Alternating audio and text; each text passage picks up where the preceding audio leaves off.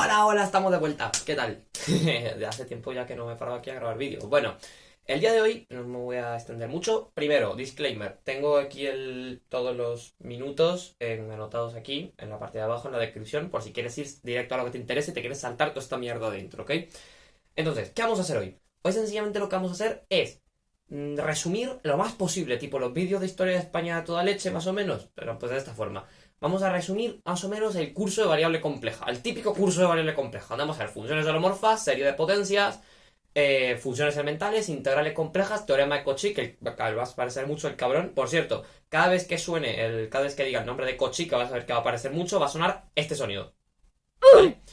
Y luego, el importantísimo teorema de los residuos. Adelante.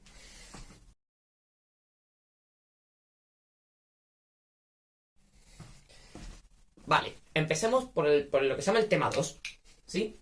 Que se llama funciones holomorfas.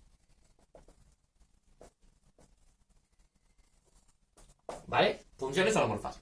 Doy por sabido lo que es un número complejo. Un número complejo se le suele llamar z, que tiene una parte real y una parte imaginaria, donde A y B son reales. Esto es importante, lo de A y B son reales, acompañados de la unidad imaginaria I, que es la que nos interesa, ¿sí? Y esto es un número, se comportan igual algebraicamente que los números normales. Que los números reales. Por lo tanto, podemos definir las funciones también. Así como, por ejemplo, definimos fx para un número real, ¿sí? Podemos definir fz para los números complejos, donde z es un complejo, que puede ser real también. De hecho, la función fz, que esto va a entrar en el último tema, la función fz suele coincidir con la función fx cuando z está en los números reales. Tiene todo el sentido del mundo, ¿no? Porque R está incluido dentro de C. Es decir, si yo dibujo esto, ¿sí? El plano complejo, esta línea está incluida en el plano, es el eje real, el típico eje real de toda la vida, ¿sí? Entonces, al existir estas funciones y C ser un cuerpo de números bien con sus buenas propiedades, algebraicas, por decirlo así, que se mantienen casi todas, puedo definir todas las cosas que le defino a las funciones reales, que son la continuidad, los límites, que los límites funcionan igual que el de funciones de dos variables. Si tienes una idea de límite de dos variables, pues ya, pues funciona igual. Y lo importante, que es qué pasa con las derivadas. Eso es lo que vamos a ver a continuación. Cuidado, el tema de derivar funciones holomorfas es tricky. ¿Por qué? Porque como bien vemos, esto está en el plano complejo, no está en una sola dimensión. Y recordemos que cuando hacíamos la derivada en una sola dimensión, teníamos que sacar el límite cuando nos da la pendiente y tal. Claro, pero aquí tenemos funciones definidas en más dimensiones, ¿sí?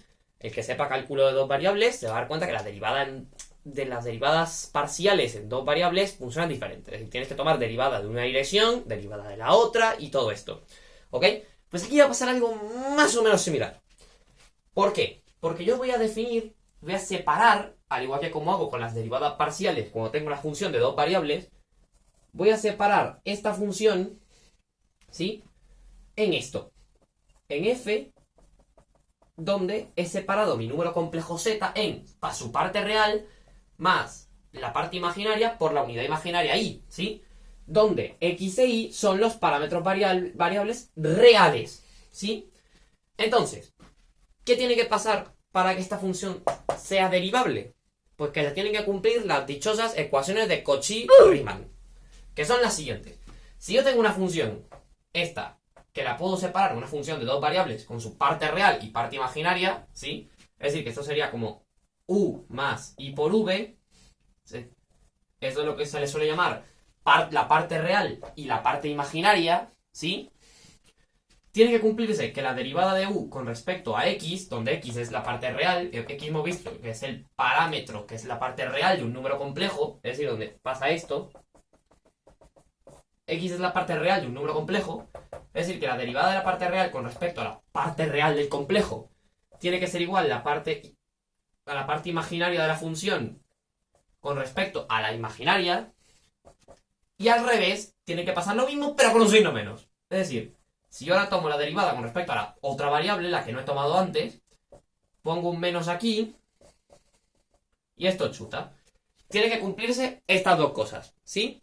Entonces, las soluciones pueden ser todo el plano complejo, porque vamos a poner un ejemplo ahora mismo, que puede ser todo el plano complejo, puede ser un punto, puede ser una línea, o puede ser un conjunto. Es decir, puede dar, por ejemplo, que es derivable en toda esta zona. Si, por ejemplo, el módulo de z es menor o igual que 1, que es todo este disco, ¿sí? Que vamos a llamar omega. Se le suele llamar omega a los discos, por alguna razón. Entonces, si pasa esto, es decir, que la función es derivable en algún conjunto, como unido, por decirlo así, ¿no? O sea, no solo en un punto ni en una línea, se dice que la función es holomorfa, ¿vale? Hasta ahí que quede claro. Vamos a poner un ejemplo ya mismo, ¿ok? Vale. El ejemplo que vamos a poner va a ser el siguiente. Vamos a ver que la función, por ejemplo, fz, que es el conjugado de z, no es holomorfa en ningún punto, pero la exponencial compleja elevado a z sí lo es, en todo el plano complejo, ¿vale? Por ejemplo, un número complejo z se puede poner como x más y por y, ¿no? Es lo que acabamos de decir. Entonces, el conjugado de z va a ser x menos y por y, ¿sí? Entonces, la función fz va a ser ¿quién? X menos y por y, porque sencillamente estoy pasando esto aquí. No he hecho nada raro. Entonces, primer paso, siempre distingo la parte real de la parte imaginaria. Es decir, esta es la función real que llamo u, y esta es la función parte imaginaria, las dos son reales, que llamo v. ¿Sí? Entonces tomo las derivadas parciales. Derivada parcial de esta con respecto a x, 1. Derivada parcial de esta con respecto a y. Perdón. Derivada parcial de esta con respecto a y, pues es menos 1. Y ya ni siquiera tengo que molestarme en hacer la segunda, porque la primera ya no se me cumple.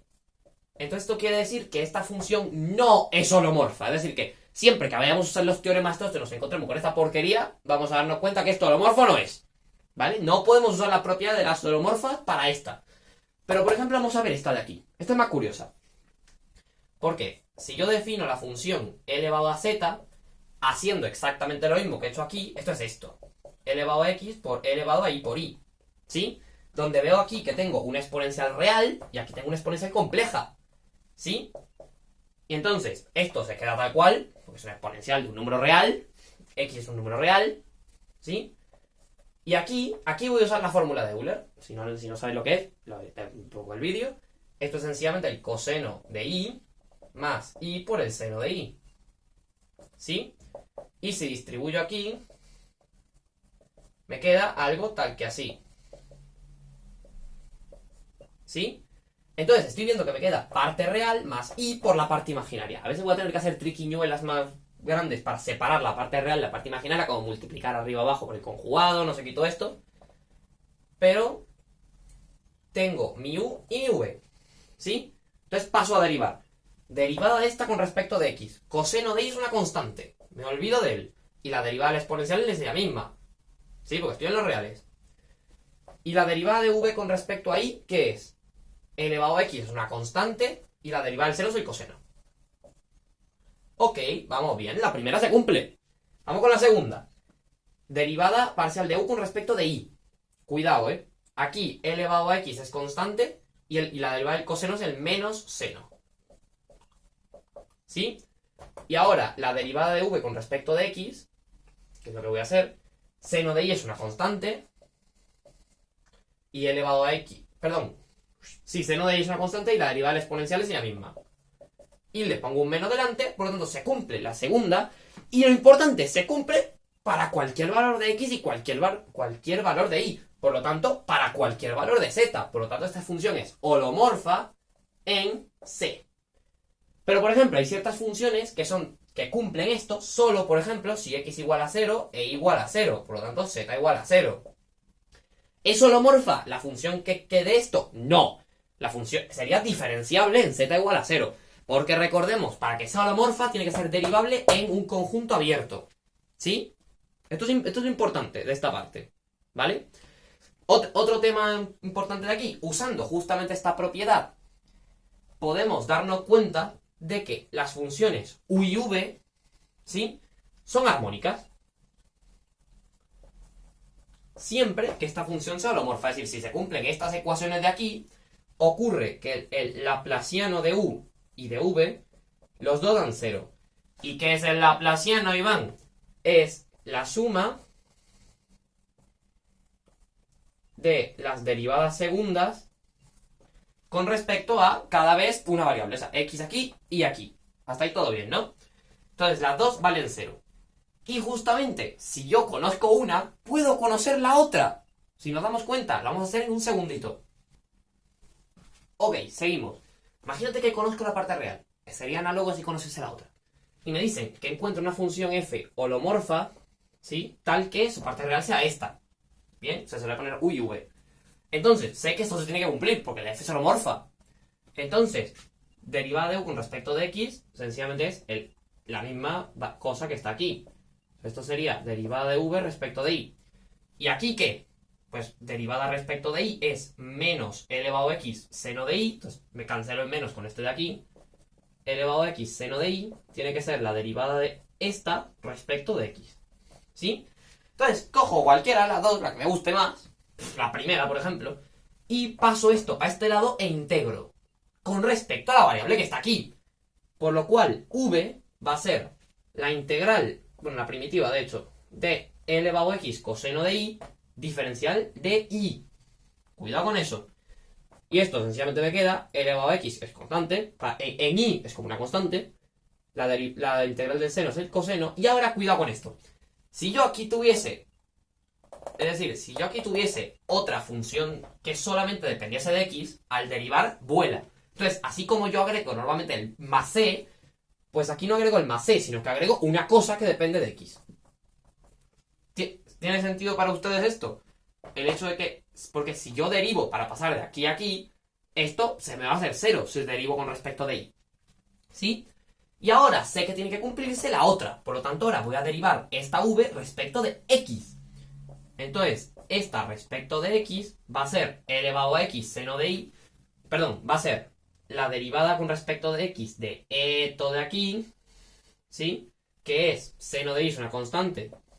Y la derivada del exponencial es ella misma, más la derivada con respecto de x, porque esto es de una sola variable, f' de x. Y al comparar esto con esto, veo que esto tiene que ser 0, por lo tanto, f es una constante, entonces me olvido de ella. O sea, tendría que poner un más c, sí, pero bueno, como hay infinitas entonces, pues puedo pillar c igual a 0 y me quedarme con esta parte solamente. Entonces, puedo decir que la parte imaginaria, por decirlo así, sería e elevado a x seno de i. Donde esta función me he olvidado de ella, la he puesto igual a 0 y no pasa nada. Pero si hubiese otro término, por ejemplo, si aquí me quedase que al comparar esto con esto me sobra algo aquí, esto sería f' de x. Y integrando hallo f de x. Este no es el caso, ¿vale? Entonces tengo la parte real y la parte imaginaria, ¿sí? Que entre ellas son lo que se llama armónicos conjugados, ¿sí? Es eso, básicamente. Y si yo armo ahora la función f como esta más i veces esta, bueno, operando, voy a encontrar esto. Más e elevado a x más i por e elevado a x seno de i. Voy a encontrar esto. E elevado a x, o saco factor común. Ahora me va a quedar coseno de i más i por seno de i, que es la exponencial compleja de i. Sumo los exponentes, porque es una propiedad que la vamos a ver en nada, en 10 minutos más o menos. X más i por i, que es, ¿qué es esto? Que es x más i por i, un número complejo z. Entonces nos queda la exponencial compleja del principio, ¿sí? Con esto cerramos el tema 2 y vamos a serie de potencias. Good news, para todo aquel que haya dado series de variable real en cálculo 1, esto es 80% lo mismo, básicamente. O sea, yo puedo tomar eso todavía no. Yo puedo tomar una serie, por ejemplo, con un índice natural, hasta infinito, de una sucesión a n por z elevado a n. Donde ahora z no es un real, sino que x, no es la x que teníamos antes, sino que es un complejo. Es igual, ¿sí? Los criterios de convergencia son exactamente los mismos de variable real. Mírate la serie del vídeo de criterios de convergencia. Es el mismo. Solo que ahora va a haber unos pequeños cambios. ¿Ok? Cuando tengo una serie de potencias, por ejemplo, a.k.a., por ejemplo, cuando el variable real tenía, por ejemplo, esto, fx igual a esta de 0 hasta infinito de x a la n entre n factorial, que vamos a ver después, que es la exponencial, que a la exponencial sigue aplicando la definición igualita, entonces puedo aplicar lo mismo, que es ver el radio de convergencia de la serie, porque recuerda que tengo una z aquí, entonces tengo que ver el radio de convergencia de la serie, que se define de la siguiente forma, donde 1 partido por r, donde r va a ser el radio de convergencia, va a ser el límite cuando mi índice n natural va a infinito, de el módulo, aquí tomo el módulo porque puede ser complejo, entonces tomo el módulo y r tiene que ser real, elevado a 1 sobre n. ¿Sí? Vamos a poner un ejemplo, en nada, no te preocupes por esto, tú disfrútalo, ¿vale? Y esto alternativamente, según nos convenga más, puede ser el límite cuando n tiende a infinito de a n más 1, es decir, el siguiente término de la sucesión, entre a a la n, que si conoces un poco de esto es el teorema de Stolz, básicamente, no tiene más, funciona igual. Claro, antes hablábamos de los reales del radio de convergencia y era como el intervalo de convergencia, por decirlo así. Solo que ahora, como estamos en el plano complejo, ya hablar de radio de convergencia tiene todo el sentido del mundo, porque ahora no va a converger en un intervalo menos r, sino que ahora va a converger en una circunferencia, en un disco, por decirlo así, o sea, todo lo que está dentro de esto, que tiene radio r, justamente.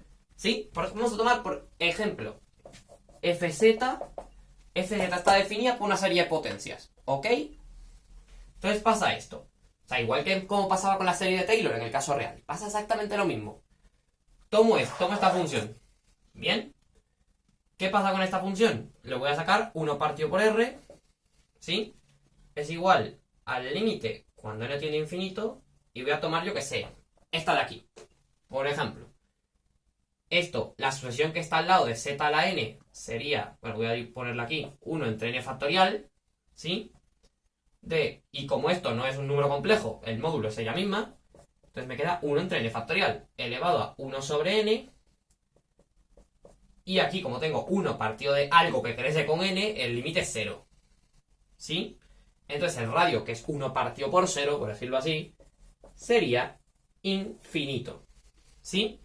Entonces esta función que está aquí puede ser representada por la serie de potencias en todo el plano complejo. Lo que sí, y ya voy adelantando, que eso y que sea holomorfa son sinónimos. Es decir, que si yo puedo expandir esta en serie, una función en serie de potencias, ya sea con serie de Taylor, serie de Laurent, que vamos a ver ahora, y con cualquier tipo de serie, si esta serie converge en algún radio, el que sea, esta función es holomorfa en ese mismo radio. Es así. Esto se llama función analítica. El hecho de que puedas expandirlo en serie de potencias, ¿vale? ¿Ok? Y bueno, tenemos un caso que se nos puede atragantar un poquito, que es cómo hacer esto de aquí cuando no tenemos z a la n, sino otra cosa. Eso es lo único así puntual que voy a decir con esto. Porque, insisto, todo es exactamente igual que en los números reales. ¿Ok? Vale. Imaginemos que tenemos una función del estilo. Esta de aquí, por ejemplo. N igual a 0 infinito de, yo qué sé, menos 1 elevado a n, z2n más 1 entre 2n más 1. Por ejemplo, queremos saber el radio de convergencia de esto. Esta vamos a ver luego que es la arcotangente. Porque esta es la serie de Taylor, perdón, la serie de Laurent del arcotangente. Cuando te pasen. No, es la serie de Taylor del arcotangente, perdón. ¿Vale? Y la puedo derivar, excepto estas cositas lindas que yo hago siempre. ¿Bien? Ahora bien, ¿qué voy a hacer yo aquí? Yo lo que voy a hacer entonces, no tengo z a la n, por lo tanto estoy un poco fastidiado. ¿Por qué? Porque todo esto que tengo aquí, esa teoría, este teorema, que es la igualdad de Cauchy, esto aplica solo cuando tengo z a la n. Entonces tengo que hacer un pequeño cambio de variable, que va a ser k igual a 2n más 1. O sea, a lo que sea mierda que sea que tenga el exponente. Así de simple. Para quitarme el exponente. Entonces la serie va a quedar ahora como desde n igual a, en este caso, 1, pero bueno, esto da un poco igual, de menos 1 elevado a... El menos 1 elevado a n lo voy a dejar igual porque lo que hace es cambiarme el signo, así que me da un poco lo mismo. Y cuando tome el módulo se va a volar por z a la k, ¿sí? Bueno, no, ni siquiera voy a hacer esto. Voy a decir que esto es una sucesión. CK, ¿sí? Bueno, puedo ponerle AK. O sea, donde los términos cambian según k. Entonces, AK, ¿quién va a ser? Si k es 2n más 1, esto coincide con esto. Entonces la sucesión que está al lado de z a la k es pues lo que está al lado. Y va a ser 0 de otros modos, porque las potencias que no sean z, que no sean k 2n más 1, las potencias no van a existir. Por tanto, la sucesión va a ser 0. ¿Se entiende? Porque para todo z esto vale 0. Entonces, 1 partido por r va a ser el límite cuando k tiende a infinito, ¿sí? De a k elevado a 1 sobre k. Reverso el cambio. Es decir, este que he hecho aquí. Cuando k tiende a infinito, n tiende a infinito. ¿Sí? ¿A quién es acá? Pues en los únicos que me interesan, porque si no vale 0, entonces 0 más 0 más 0 más 0 más esto de aquí. Entonces tomo el módulo de esto, que es 1. El módulo de menos 1 elevado a n es 1 siempre, pues sería 1, 1 menos 1, 1 menos 1, 1 menos 1. Y aquí tengo 2n más 1, ¿sí? Todo esto elevado ¿a qué? A 1 partido por k. Pero entonces sería 1 partido 2n más 1. ¿Sí? No voy a hacer este límite como tal para no perder mucho tiempo, pero esto, básicamente tomando logaritmos, bajando esto, tal, simplemente te queda que este límite vale... Uy. Sí, este límite vale 0. ¿Ok? Es decir, perdón, si tomo logaritmos y tal, todo, me queda 0 el logaritmo, por lo tanto se me queda 1. Entonces me queda que el radio de convergencia es 1. ¿Bien? Y eso tiene sentido, porque esta función define el arcotangente, y el arcotangente tiene dos bonitas singularidades en más i y en menos i. Entonces, si yo trazo el radio siempre va a ser lo máximo que pueda. Es decir, si la función no tiene singularidades, que vamos a ver que son nunca, el radio de convergencia, pues, va a ser todo lo grande que quiera. En este caso, se encuentra con un punto problemático en un radio igual a 1, entonces el radio va a ser 1. ¿Vale? ¿Qué propiedades de esto? Son muy bonitas las propiedades. ¿Por qué? Porque si yo defino una función como esta serie de potencias y convergen todas sus cositas, puedo derivar. ¿Sí? Puedo derivar y es sencillamente derivada de la suma de derivadas. De toda la vida. Entonces, derivo dentro... Ah, por esto se me olvidó decirlo. Las derivadas complejas se sacan exactamente igual que las derivadas reales. Es decir, ya una vez que he visto que una función es derivable, solomorfa y todo esto, puedo sacar la derivada usando las mismas reglas que uso en variable real. Como si la z fuese x. Me da igual, lo hago tal cual. ¿Sí? Entonces puedo derivar término a término. En este caso, por ejemplo, me daría el sumatorio de 0 hasta infinito, menos 1 elevado a n y 2n más 1 son constantes. Esto me quedaría que z elevado a 2n, ¿sí? Y abajo pongo 2n, ¿sí? O sea, perdón, 2n más 1. Bajo entonces cancelo esto con esto. Y me queda, sencillamente, la serie de 0 a infinito de menos 1 elevado a n, z, 2n. ¿Bien? Hasta aquí todo genial. Entonces, esto es lo que puedo hacer. Puedo integrar para atrás igualmente, que es lo que vamos a hacer dentro de un rato. Puedo integrar, que es sencillamente integrar término a término. Y entonces esas son las propiedades buenas de esto. De expandir algo en serie de potencias. ¿Bien? Ahora vamos a ver quiénes son estas funciones, que son analíticas y holomorfas siempre, y cuáles no, en la parte de funciones elementales. Ok, seguimos.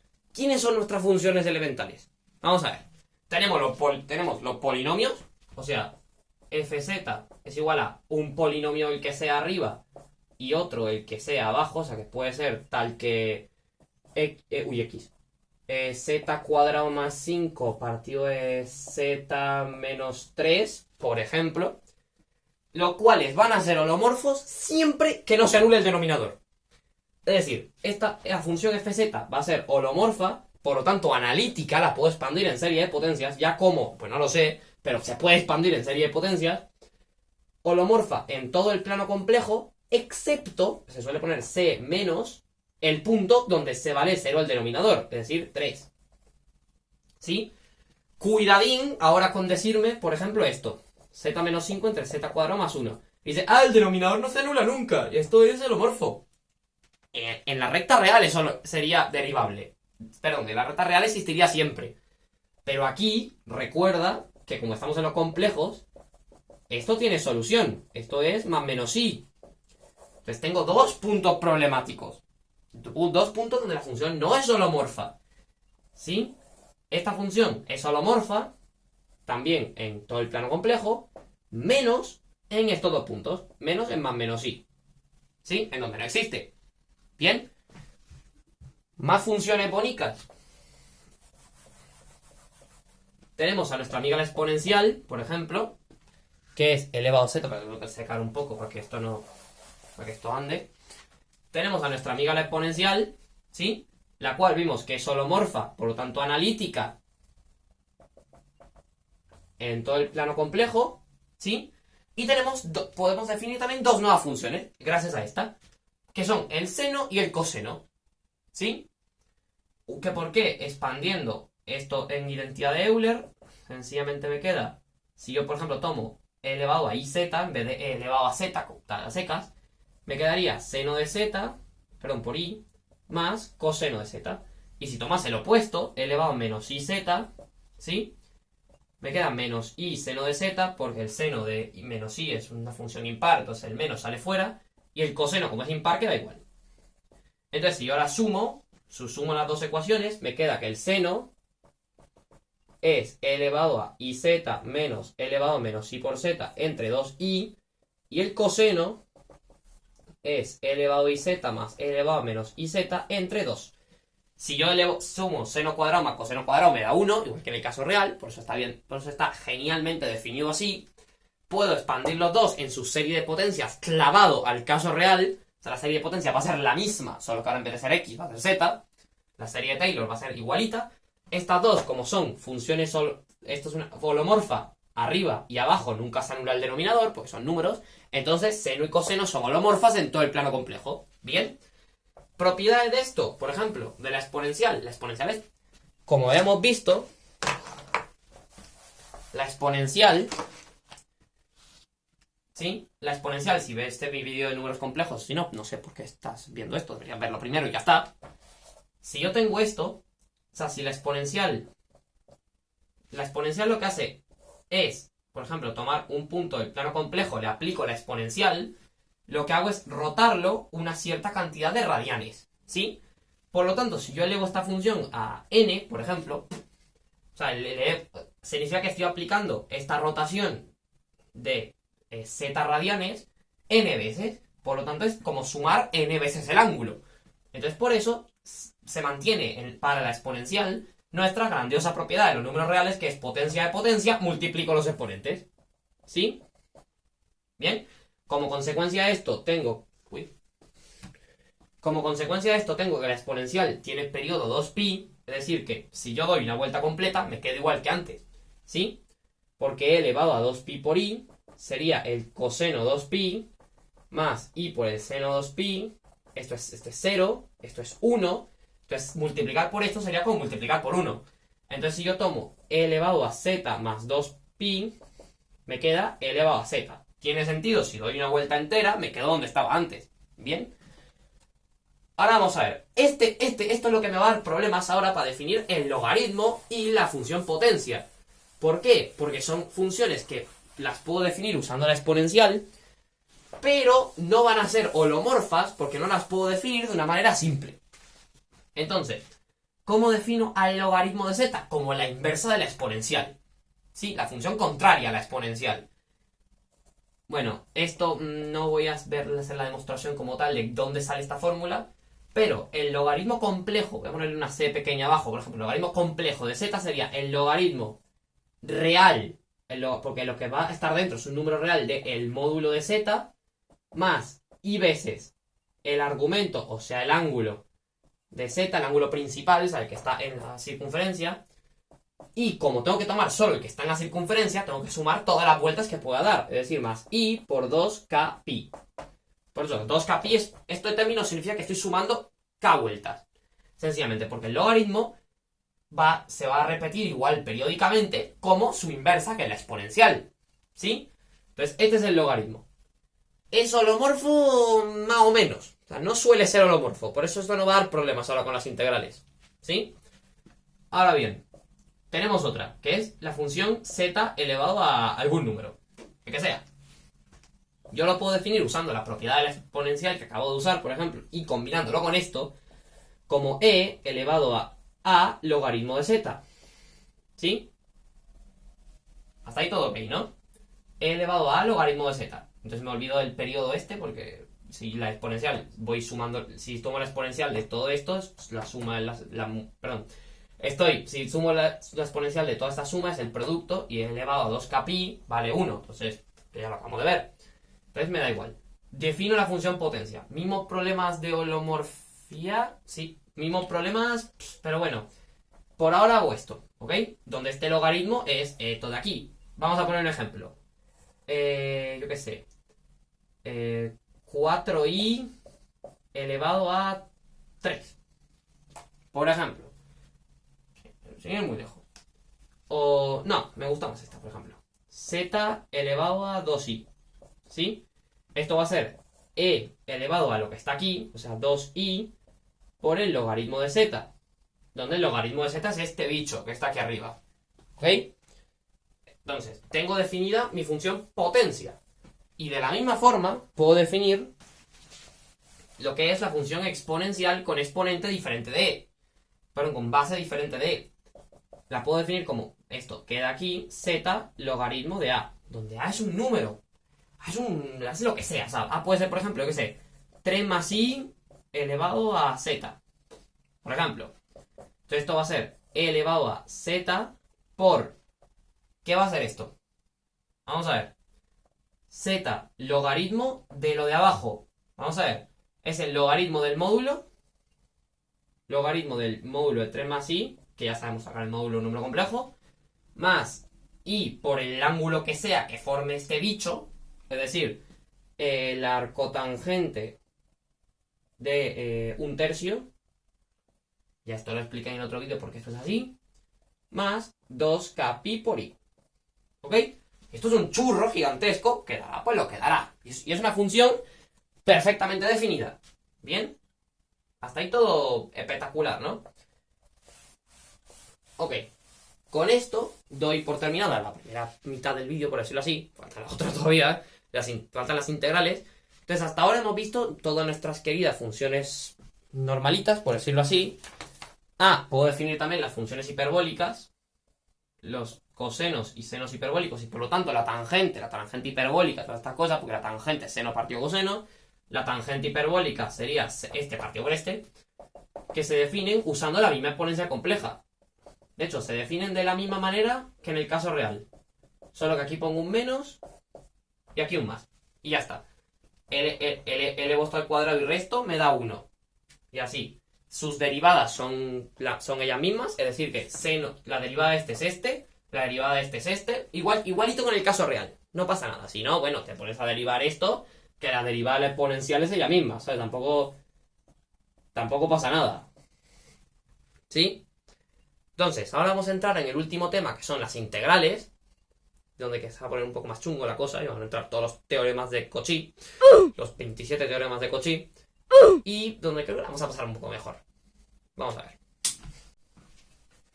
Ok, entramos en el tema más peliagudo de todo lo que vamos a ver ahora, que son las integrales complejas, ¿vale? La integral compleja, fórmula de Cauchy, teoremas y ya está. Porque aquí es donde va a haber más teoremas, justamente. Más que en el otro, por decirlo así. Más que en todo lo que hemos visto hasta ahora. Vale. Como hemos definido las derivadas, toda la continuidad y todas estas cosas, podemos definir también la integral de una función fz. ¿Sí? Pero ¿qué pasa? Cuando teníamos el caso real, solamente podíamos integrar en un intervalo. O sea, a b, por ejemplo. ¿Sí? Cosa que podemos seguir haciendo aquí, tomando parte real, parte imaginaria y integrando como si fueran reales. Pero realmente ahora lo que nos interesa es integrar sobre curvas. ¿Sí? Como las integrales de línea. De hecho, funciona exactamente igual que las integrales de línea. ¿Sí? Que la que hemos hecho en el vídeo de cómo hacer integrales de línea y superficie sin morirse en el intento. Bien. A estas cositas siempre se les suele llamar gamma. ¿Sí? Entonces, por ejemplo, si tengo que sacar la integral alrededor de una función, de una curva gamma, de una función, por lo que sea, ¿sí? Yo lo que tengo que hacer es ahora parametrizar la curva, ¿sí? Al igual que como hago en dos variables. Si, por ejemplo, tengo una circunferencia, normalmente en el variable real lo que hacía era decir x es r coseno de t y r seno de t. Bien. Pero ahora, como estamos en los complejos, tenemos una pequeña ventaja. Que va a ser que puedo describir esta rotación, que aquí la describo moviendo t, usando un número complejo. Donde en todo momento z va a ser, esto ponte que es un radio r por la exponencial t. De hecho, si haces la expansión de esto, te vas a dar cuenta que esto es totalmente equivalente. Donde esto es la componente que tiene i, ¿sí? Y esto es la componente que es real, por decirlo así. Real. ¿Bien? O sea, esto y esto al final son lo mismo. Pero bueno, ya que estamos en los complejos y podemos derivar estos números complejos, entonces esto vamos a aprovecharlo. Vamos a poner un ejemplo. Pues. Vamos a ver. Tenemos que integrar a lo largo del círculo módulo de z igual a 3, por ejemplo. Esta es nuestra curva. Tenemos que integrar la función z cuadrado entre, yo qué sé, bueno, z cuadrado, a secas. ¿Bien? Entonces ahora tenemos que parametrizar la curva. ¿Cómo parametrizamos la curva? Radio por e elevado a i por t. O sea, el radio es 3, porque es el módulo de z. O sea, si estoy centrado en 0, si fuese z menos 2, por ejemplo, estaría centrado en 2, y así. Pero como estoy en 0, es esto con radio 3, ¿sí? Abro aquí y trazo la circunferencia. Entonces sería 3 elevado a i por t, y como me dice que estoy dando una vuelta, ponte en esta dirección, ¿sí? Por poner un ejemplo. En esta dirección, sé que t va a ser entre 0, o sea, ¿cuánto voy a rotar el ángulo usando la exponencial? Entre 0 y una vuelta entera, o sea, 0,2pi. ¿Bien? Entonces, esto me queda la integral desde 0 a 2pi de z al cuadrado, pero como z a lo largo de esta curva vale 3 elevado a i por t, entonces será 3 elevado a i por t al cuadrado. Entonces 3 al cuadrado es 9, y esto al cuadrado, por las propiedades que acabamos de ver, puedo bajar el 2. Entonces puedo hacer esto, 2i por t. ¿Bien? Bueno, aunque en este caso me va a venir bien dejarlo al cuadrado. Ya vamos a ver por qué. Y ahora tengo que cambiar este dz. ¿Cómo cambio dz por dt? Pues derivando aquí. Dz es... dz es en este caso 3 por la derivada de z. Es decir, por i elevado a i por t diferencial de t. ¿Bien? A ver, repito por si no se ha entendido bien. Tengo que derivar esto. Entonces tengo que aplicar diferencial a ambos lados. Pero como t es un parámetro variable, tengo que derivarlo también. Entonces, dz es r, en este caso 3, por la derivada de la exponencial, es la misma exponencial por la derivada del exponente respecto de t, que sería i. Entonces cambio esto por esto. Entonces me queda 3 i e elevado a it de t. ¿Bien? Entonces esto, arreglando un poquito, me queda la integral de 0,2pi de 27i por, esto es, e elevado a it. Esto es un 3, porque sería e elevado a it al cubo, y ahora sí aplico las propiedades de t. Y esto integro, como integro fue una función de variable real, 27i, o sea, la i, estos son constantes al final, por e elevado a 3 por i por t, entre la derivada del exponente, porque tendría que, para cancelarla, porque cuando derivo multiplico por ella. Me queda 3i. O sea, no estoy diciendo nada nuevo. Cancelo, me queda 9. Y esto lo tengo que evaluar entre 0 y 2pi. Pero ¿qué pasa? Como la exponencial es periódica de 2pi, significa que si yo integro una vuelta entera, llego al mismo sitio. ¿Sí? Porque e elevado a 6i 2pi es lo mismo que 6i 0, que es 1 en los dos casos. ¿Bien? Entonces, me va a quedar 0 esta integral. ¿Bien? Bueno, lo voy a hacer aquí arriba más lento para que se note. E elevado a 3i por 2pi. Ahora tendría que restar e elevado a 0. Entonces, ¿qué tengo aquí? E elevado a 3i. 3i es un factor que es escalar, el que sea. Por 2pi, o sea, estoy dando ¿cuántas vueltas? Pues un múltiplo de 2pi. Entonces esto va a valer exactamente lo mismo que esto, porque la exponencial es periódica, y esto va a valer 0. ¿Bien? ¿Es casualidad que valga 0 eso? No, no es casualidad. ¿Por qué? Porque en la gran mayoría de integrales que vayamos a hacer, no vamos a tener que hacer esto. No va a hacer falta. ¿Por qué? Porque tenemos que darnos cuenta de una cosa. La curva que hemos hecho es una curva cerrada. Y eso es lo que nos va a permitir sacar las integrales mucho más rápido. Ya vamos a ver por qué. Si yo tuviese una curva abierta, sí que no me queda de otra que ponerme a parametrizar. ¿Sí? Sí tendría que ponerme a parametrizar la curva y todo esto, bla, bla, bla, y todo esto y hacer lo que sea que tenga que hacer. ¿Sí? Parametrizar usando un complejo, como hemos hecho siempre. Ejemplos, tenemos un cuadrado. Esto sería t desde tal valor a tal valor. Esto sería i por t, porque estoy yendo hacia arriba en el eje y, en el eje imaginario, por decirlo así, con t yendo de tal valor a tal valor. Esto sería lo mismo. Y aquí abajo otra vez it, pero con t tomando otros valores y así. ¿Bien? Entonces, vamos a ver. El jugo de lo que vamos a dar ahora, vamos a dar solo curvas cerradas, porque es la que tiene más juego, básicamente. Vamos a verlo a continuación. Entonces aquí viene probablemente la herramienta más potente, bueno, de las más potentes que vamos a tener en esto. Si yo tengo una curva cerrada, por ejemplo, yo que sé, cualquier churro de este estilo, esto es mientras sea cerrado, ¿sí? Y en todo el dominio que está encerrado dentro de la curva, que vamos a llamarle D, si la función en cuestión es holomorfa en D, entonces automáticamente, sin hacer nada, la integral de fz vale 0. Teorema de Cauchy, señores. Es así. Tendrá su demostración, imagino. No la conozco, sinceramente. Pero conozco el resultado. Y este es el que nos va a permitir hacer integrales en una línea. Porque sé que siempre que tengo una función fz que sea holomorfa en este dominio, ¿sí? Pues entonces su integral vale 0. Y casi todas las funciones elementales que conocemos son holomorfas. O la mayoría de ellas. Excepto algunas. No todo va a ser tan bonito. Excepto algunas que me quedan sueltas por ahí. Que son, sobre todo, los cocientes de polinomios donde el denominador se anula. Y ahí es donde vamos a usar ahora la fórmula integral de Cauchy. ¿Ok? Entonces, la fórmula integral de Cauchy la vamos a definir con... Vamos a decir qué es esto y tal, usando un ejemplo. Un ejemplo típico para toda la familia. Ok.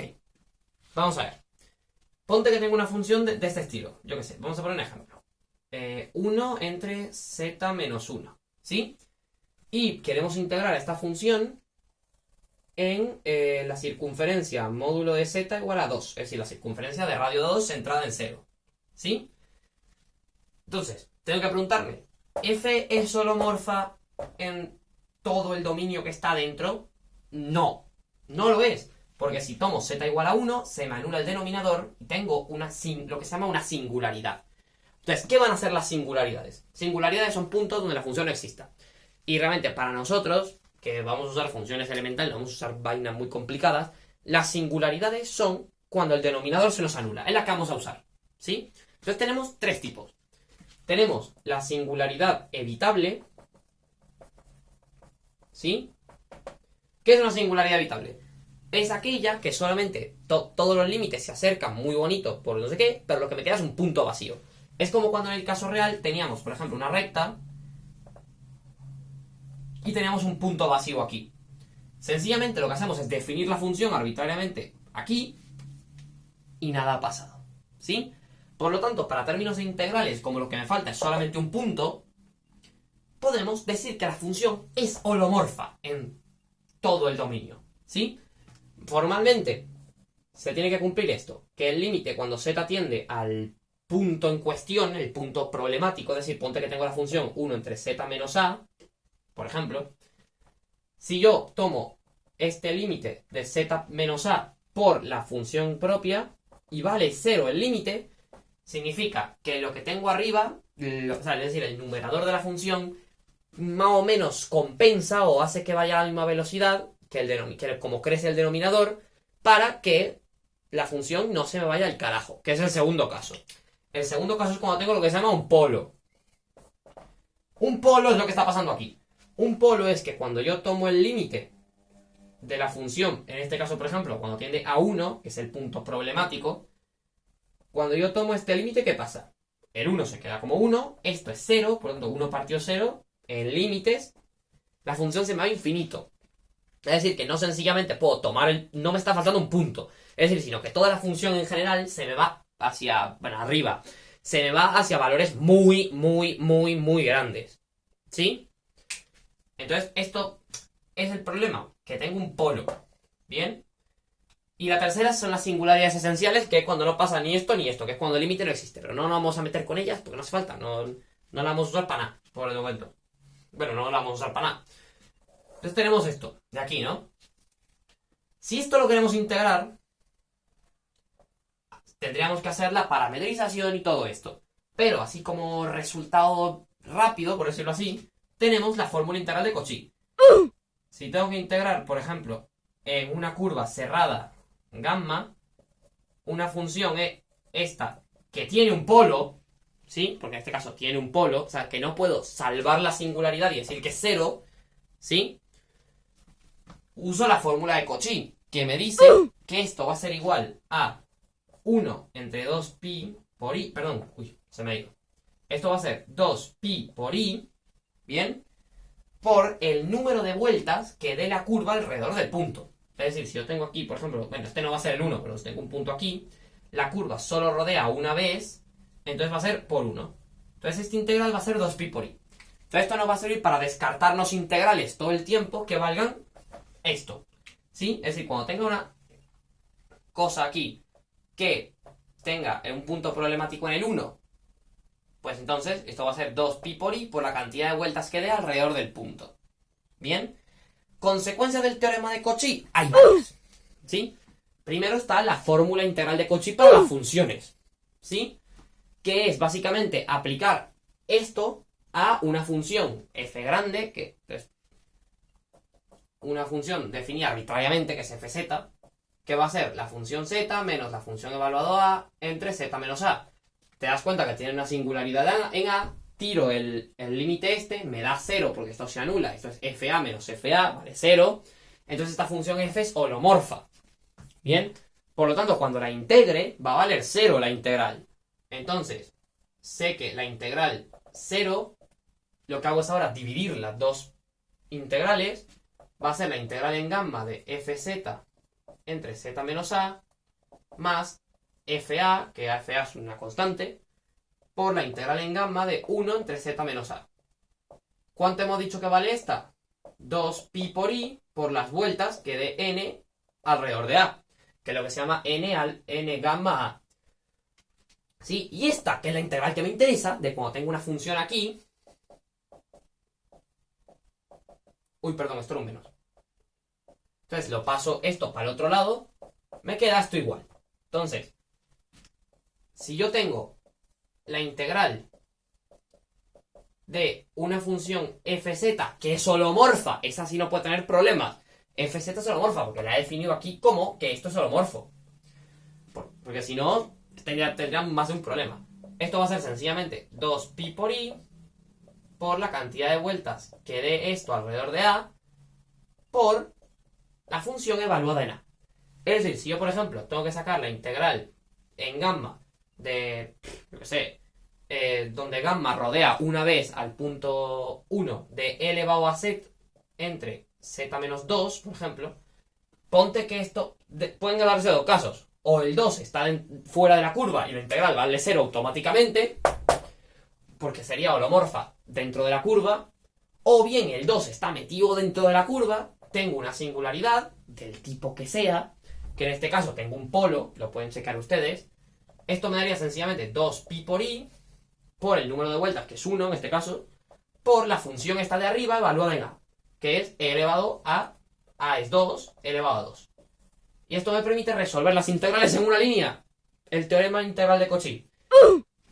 Entonces, recuerden que les dije hace unos momentitos que cuando tenía las funciones estas holomorfas, que era lo mismo que analítica, que la puedo ampliar en serie de potencias, voy a hacer exactamente eso.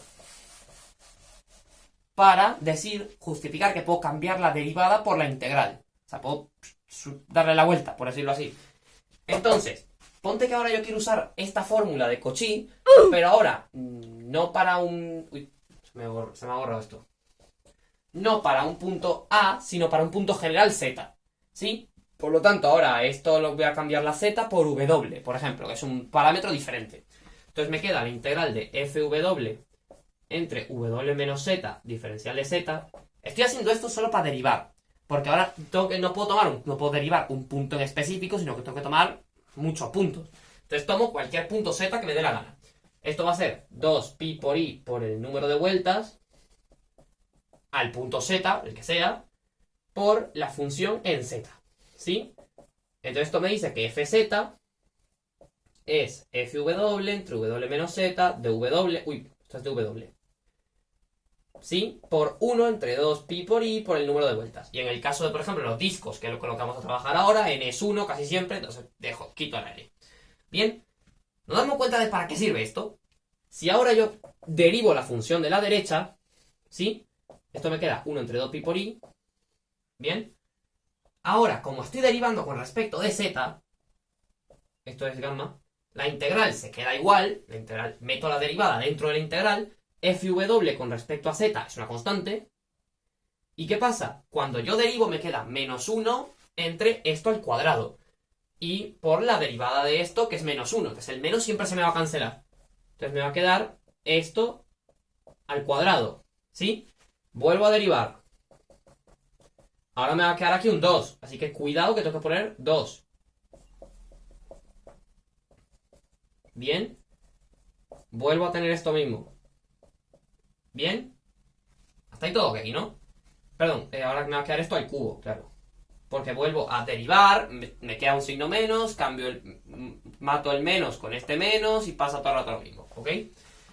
Entonces, en general, tengo ahora lo que se llama la fórmula de Cauchy para las derivadas, que me dice que la derivada enésima de una función va a ser n factorial entre 2pi por i por la integral en gamma de fw por w menos z, y veo que aquí siempre voy 1 por encima, esto es 1, esto es 2, esto es 2, esto es 3, entonces me queda n más 1 dw. Esto me sirve sencillamente para resolver integrales que tengan funciones holomorfas arriba y una potencia abajo. Ejemplo, voy a usar esto en este lado de la pizarra, por ejemplo.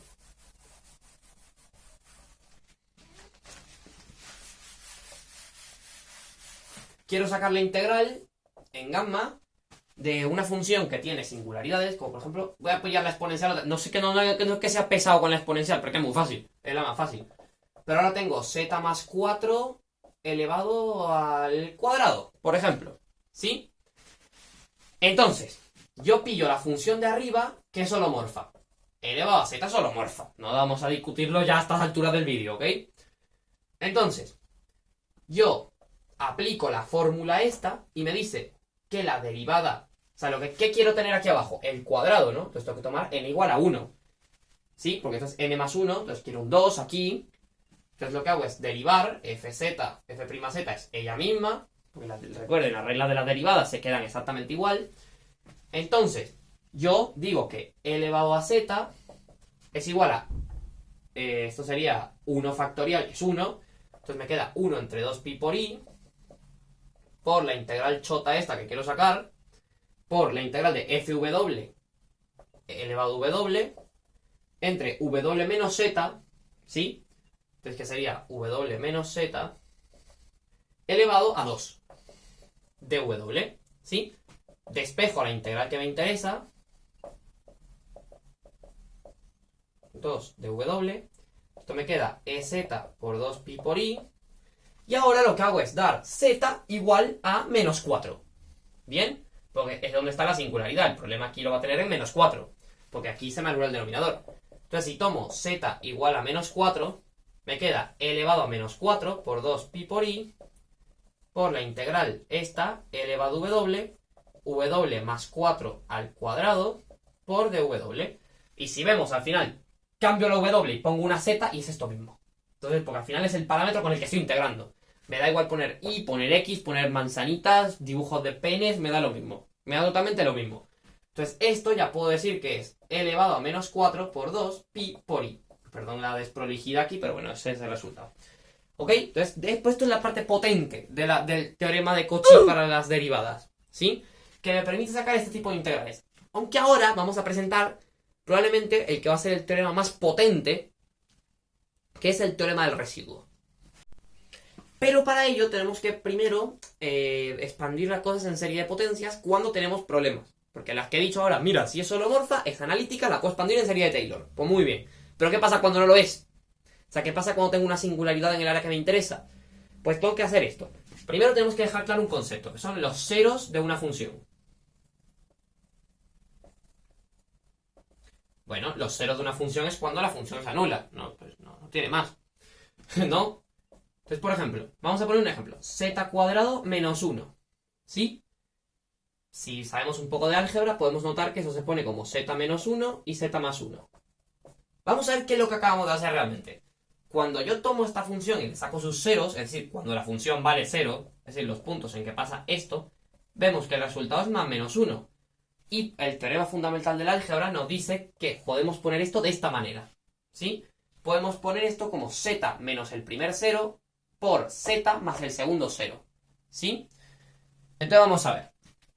Si yo tengo una función fz, la que yo quiera, yo tengo una función fz que tiene un 0 de lo que se llama orden k, que es el orden de un 0. Por ejemplo, ponte que me tengo que sacar esta función. Z al cubo menos z al cuadrado. ¿Sí? Quiero ver cuáles son los ceros de esta función. ¿Sí? Yo saco factor común aquí y ahora voy a ver los ceros perfectamente. Tengo un 1 y z cuadrado. ¿Sí? Se dice que el 0, el número 0, por decirlo así, es un 0 de orden 2.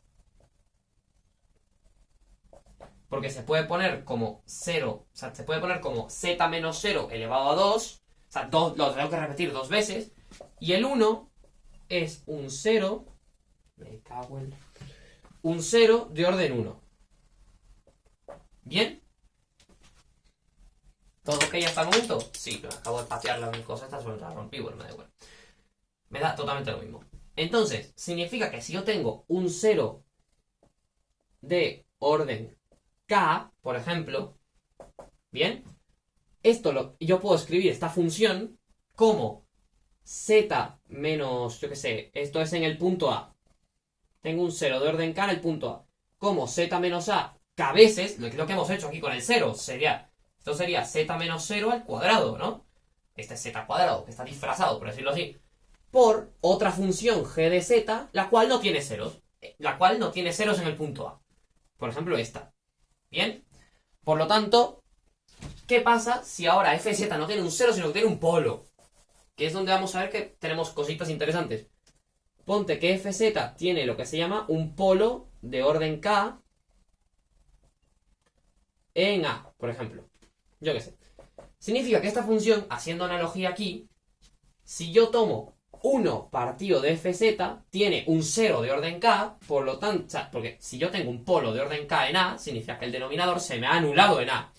Por lo tanto, esto lo puedo escribir como g de z por z menos a elevado a k. Bien, eso significa que yo puedo escribir esta función como otra función g de z, porque como no tiene ceros, la puedo subir aquí arriba perfectamente, entre z menos a elevado a k. ¿Sí? ¿Se me entiende? Si no, pues ve para atrás y te lo vuelves a escuchar, no pasa nada. Bien, lo que significa que yo puedo ahora decir, ok, ¿qué pasa si yo quiero integrar esta cosa? Perdón, vamos para atrás. Si yo tengo una función holomorfa, ¿tengo qué? Tengo mi serie de Taylor. Maravilloso. Pero ahora, si yo tengo una función que tiene un polo de orden k, puedo definir lo que se llama la serie de Laurent empezando en menos k, porque tengo potencias negativas, porque si subo esto me queda una potencia negativa, hasta infinito, de una cierta sucesión, por la que sea, por z menos a, que donde a es el punto problemático, elevado a k. ¿Sí? Bien, perdonen por el problemita técnico. No nos interesa ahora mismo cómo sacar la serie de Laurent de esta función. No nos interesa ahora mismo. O sea, podemos sacarla usando la serie geométrica, no sé qué, tal, estilo otro. ¿Ok? Vamos a poner un ejemplo, yo qué sé. Seno de x partido por x alrededor de 0. ¿Bien? Porque el 0 es el punto problemático. El 0 es el punto donde mi función no es holomorfa. Porque si no tendría mi serie de Taylor encantado de la vida y ya está. ¿Conozco la del seno? Sí. La del seno es menos 1 elevado a n. Esta es de n igual a 0. Por z elevado a 2n menos 1 entre 2n menos 1. Bueno, más 1, perdón. ¿Sí? Uy, esto puso una x, es una z. Bien. Y si yo ahora lo que hago, este es el seno de z, entonces ahora tengo que dividir entre z, entonces lo que hago es quitar aquí 1. ¿Ok? Z elevado a 2n. Porque es 2n más 1 menos 1. O, lo que es lo mismo, me queda el mismo seno que tenía antes.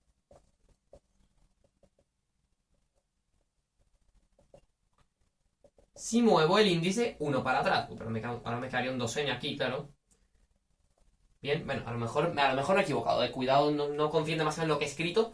Lo importante es que ahora retraso el índice hacia atrás y puedo poner la serie como z elevado a... Claro, esto sería z elevado a n, por supuesto. ¿Sí? Pero empezando en menos 1 porque tengo un polo de orden 1, porque solamente tengo una z elevado a 1, por decirlo así. Tengo un polo de orden 1 alrededor de 0. ¿Sí? Entonces puedo escribir la serie como una serie de Laurent, la que sea, háganlo tranquilamente para que vean que sale, empezando en menos 1. ¿Bien? Porque menos 1 es en menos k, donde k se llama el orden del polo. Bien, ¿para qué nos sirve esto? Porque dices, ok, ya estoy aquí, seguir celebrando y tal. Porque ahora vamos a introducir lo que se llama el residuo. ¿Por qué? Porque si yo ahora lo que quiero, o sea, ponte que mi función la puedo poner de esta manera. ¿Sí? La función tiene una singularidad en A, puedo usar la serie de Laurent, tiene un polo en A, un polo de orden K, entonces puedo escribir mi serie de Laurent maravillosamente. Entonces quiero integrar la función fz alrededor de esta cosa. ¿Sí? Entonces sería la integral de la chorra esta, ¿no? Sería de n menos k hasta infinito de ck z menos a elevado a k. Y claro, aquí está la clave. Yo puedo ahora cambiar la suma por la integral, puedo hacer eso, sí. Entonces tengo que integrar todos los términos, porque la integral de la suma es la suma de las integrales. ¿Qué ocurre? Para todos los términos que están aquí dentro, que son z menos a elevado a algo, para todos estos términos, los positivos, por ejemplo, los términos positivos, esta integral va a valer 0. ¿Sí? Porque la función que está dentro va a ser holomorfa. Y como tengo una curva cerrada, las funciones holomorfas se van a 0. Excepto una. Excepto cuando k vale menos 1. Porque tengo una integral del tipo c-1, donde c-1 es el término que corresponde a k igual a menos 1, entre z menos a. Y esta la sabemos calcular. Esta ya sabemos cuánto vale. Esta vale 2 pi por i por tal. ¿Sí? Entonces, esto nos lleva al teorema más potente que tenemos en todo esto. Que básicamente es una generalización de esto, que es el teorema del residuo. El teorema del residuo, que es... Con eso termino, ¿eh? El teorema del residuo me dice que si fz tiene polos de orden k, ¿sí? Tiene polos de orden k en, yo qué sé, dentro de un dominio esto que recorre una curva. O sea, ponte que tengo una curva así, horrible, y dentro tengo un dominio que se llama omega. La integral de esta función va a ser sencillamente, no tiene otra, la integral de esta función va a ser sencillamente 2 pi por i por la suma de los residuos de todas las singularidades que tenga dentro. Ponte que tengo esta y esta. De todos los polos que tenga aquí adentro, sumo sus residuos, donde ¿quiénes son los residuos? Los coeficientes c-1. Ya vamos a ver cómo calcularlos. Los residuos son los coeficientes c-1. Estos de aquí. Los que no se me iban cuando yo sacaba la integral. Todos los demás se me van. 0, 0, 0, 0, excepto este.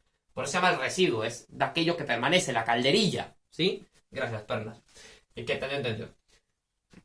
Entonces me queda el residuo de la función en el punto AK, por ejemplo. Yo qué sé, uno de estos. ¿Sí? Bueno, teóricamente pues por el número de vuelta, no sé, pero vamos a asumir que es 1 y ya está. Entonces el teorema del residuo se me queda tal que así. ¿Bien? ¿Hasta ahí todo ok? Sencillamente, lo que tengo que hacer para sacar una integral es ver quiénes son los residuos, que eso va a ser nuestro trabajo para terminar el vídeo, de ver quiénes son los residuos, sumar todos esos residuos, multiplicar por 2pi por i y ya es mi resultado. Ahora, ¿quiénes son los residuos? Bueno, saber quiénes son los residuos es una derivación clara de esto, de saber quién eran los coeficientes de la serie de Laurent. Entonces, sencillamente, bueno, resumiendo, por decirlo así, el residuo, si por ejemplo A tiene un polo derivada késima, perdón, la derivada k menos 1, o sea, derivo, si tengo de orden 3, derivo 2 veces, con respecto a z, todas esas veces, por supuesto, de la función z menos a por mi función original. ¿Bien? Vamos a poner un ejemplo para cerrar esto ya espectacularmente, ¿ok? Bien, pongamos que queremos integrar en esta curva, vamos a ponerla en este sentido, por ejemplo, cambiar la orientación solo me cambiaría el signo del resultado, por si acaso. O sea, si la pongo para el otro lado me quedaría menos lo que sea que me dé. De z, esto, ¿sí? Vamos a ver. Y la función que quiero integrar es esta. Otra vez voy a ponerle exponencial, lo siento mucho, pero para no complicarme la vida. Entre z menos 1, z más 4, por ejemplo, de z. Entonces tenemos que ver quiénes son los polos que tenemos dentro. Vale, aquí podríamos perfectamente ponernos a parametrizar, z igual a 3. Podríamos decir que z igual a 3e elevado a i por t, donde t va de 0 a 2pi. Llegar, sustituir aquí y diferenciar, sacar el diferencial de t y todo esto y hacer todo lo que hemos hecho antes. Pero no lo vamos a hacer. ¿Para qué?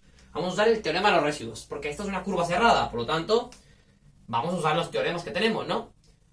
Ya tenemos la fórmula de Cauchy, que podríamos usarla aquí, sí, porque tendríamos una función de z arriba, que es holomorfa. Podríamos dividirlo de abajo en fracciones parciales, como de esta forma, ¿sí? Entonces nos daríamos cuenta usando esto que esta integral va a ser 0. ¿Por qué? Porque el punto z menos 4, que es el problemático, está fuera. Entonces esta función que me queda aquí individual es holomorfa dentro de la curva. Entonces esto se me iría a 0, que es lo mismo que va a pasar aquí. Y de la que me tendría que preocupar es esta, y uso la fórmula de Cauchy y me da pues lo que me da. Ahora, lo voy a hacer con el teorema de los residuos, ¿sí? Veo quiénes son mis polos que están dentro. Y si es que son polos, empezando por ahí. Tengo dos puntos problemáticos, el 1 y el menos 4, ¿sí? Primero, veo que el menos 4 ni siquiera está dentro de la curva, por lo tanto me olvido de él, porque sé que la función que me quede va a ser holomorfa dentro del... alrededor de 4 va a ser... Es decir, el único punto donde tiene problemas el z más 4 es aquí, pero yo estoy interesado aquí dentro, por lo tanto esto como si no estuviera, me olvido de él. Entonces el punto problemático es el 1, entonces tengo que ver si es una singularidad evitable. Y si es una singularidad evitable, por el teorema de Cauchy que hemos visto al principio, esta integral sería una función entera holomorfa, porque no sería evitable, es como si no existiera. Y esta integral sería 0 directamente, o bien tendríamos que usar la fórmula de Cauchy, si es un polo. Entonces vamos a sacar el límite cuando z tiende a, ¿cuál valor era? 1 de mi exponencial. Z menos 1, z más 4. ¿Sí? La de arriba es e y la de abajo es 0. Por lo tanto, esta función se me va al carajo y es un polo. Un polo de, como tengo z menos 1 elevado a 1, polo de orden 1. O que se llama también polo simple. ¿Bien? Entonces, sé que esa integral no va a ser 0, porque tengo un polo, no singularidad evitable. Entonces, tengo que usar el teorema del residuo. Recordemos, teorema del residuo. El residuo de la función, que es el único que voy a tener, entonces no tengo que sumar residuos, sino solamente pillar este y ya está. El residuo de la función en el punto, bueno, el residuo de la función en el punto z igual a 1 va a ser el límite cuando z tiende a 1 de 1, perdón, se me había olvidado, cuando copié la fórmula se me olvidó poner esto, el 1 partido de k menos 1 factorial. Recordemos esto. Entonces, k es el orden del polo, entonces k es igual a 1, entonces sería 1 partido de 0 factorial, ni me molesto, entonces, de la derivada k menos 1, entonces como k es igual a 1 sería no derivada a 0, entonces no derivar nada, por decirlo así, entonces sencillamente me queda z menos 1 por esta porquería.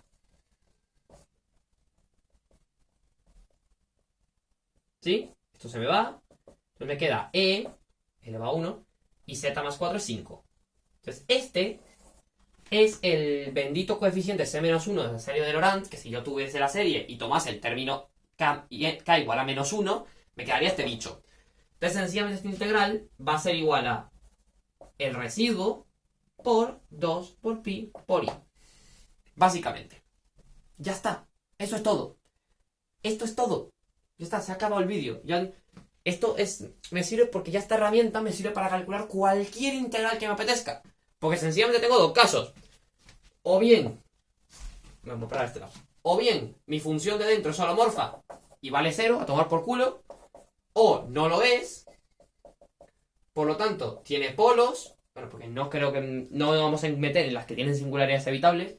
O bien, tiene polos, por lo cual con esta fórmula saco los residuos. Saco los residuos que estén dentro del área que me interesa, por supuesto. Si están fuera, pues me olvido de ellos y valen 0. Y entonces la integral va a ser 2pi por i por la suma de los residuos. Y ya está. Espero sinceramente que este vídeo haya servido de utilidad para alguien, por si no he perdido mi tiempo, básicamente. Y bueno, ya nos vemos en el momento que tenga tiempo, porque bueno, no sé si ya, bueno, mucha gente lo sabe, que estoy pasando por una situación personal complicada. Entonces no me está quedando tiempo para dedicarme al canal, básicamente. Entonces a lo mejor sí que estaré un buen tiempo fuera de aire, por decirlo así. Pero bueno, he sacado este momento para grabar este vídeo para ustedes. Y hasta el otro día, no sé hasta cuándo va a ser,